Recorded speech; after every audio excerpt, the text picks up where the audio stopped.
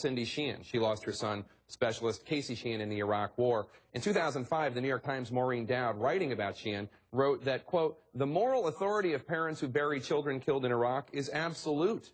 Now, many political observers believe President Bush's refusal to meet with Cindy Sheehan was the beginning of his presidency unraveling. And that brings us to Patricia Smith, the mother of Sean Smith, who was killed at Benghazi. The tragedy of Benghazi is not the tragedy of the war in Iraq, but is moral authority any less than Sheehan's? Is her desire for answers about what happened to her son, is that somehow less important? And Patricia Smith joins me now. Mrs. Smith, thanks for being here. Hello.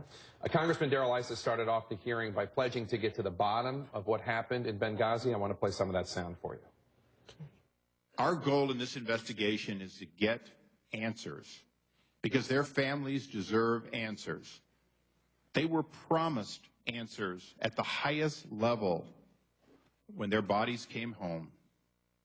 Mrs. Smith, did you get the answers you were looking for at this hearing? No. Did you get any answers? I got a lot of answers, but not the ones that I really wanted. You want to know what? I want to know why there was no security there, and the security that was there got pulled, and who is the one that told the military to stand down, basically. And that's where you think the investigation needs to follow? Who in the State Department denied security requests in the months leading up to September 11th, 2012, and what happened that night, why the military wasn't in position or did not help?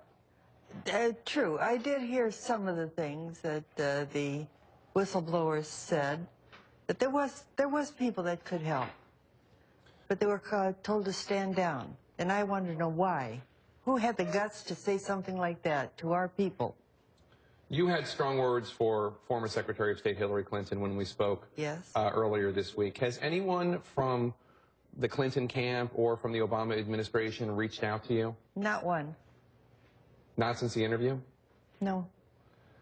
Do you feel that Congress shares the same urgency that you feel when it comes to getting to the bottom of what happened in Benghazi?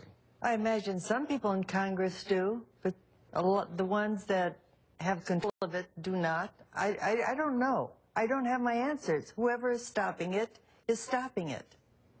People who have looked into this, including the Advisory Review Board, the ARB, say that there weren't troops in position to help those individuals in the annex that night. They're the military. Everybody had guns. Everybody should have been able to do it. That's their job. My son was doing his job. He was not helped. What was the last conversation you had with him? The day he died, he called me and told me, "Mom, there's people out here taking pictures, and I'm worried. I'm really worried about it."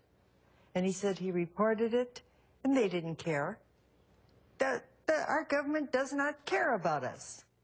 They don't care about us at all. They just care about saving their own butts and covering their souls or whatever it is. I wish you had gotten answers. Oh, so do I. I begged for answers. When I was there at the casket ceremony, Obama and Hillary and Biden and Panetta and several more said that they would check into it and let me know. Not one of them has called me. None. They don't care. I'm not important to them.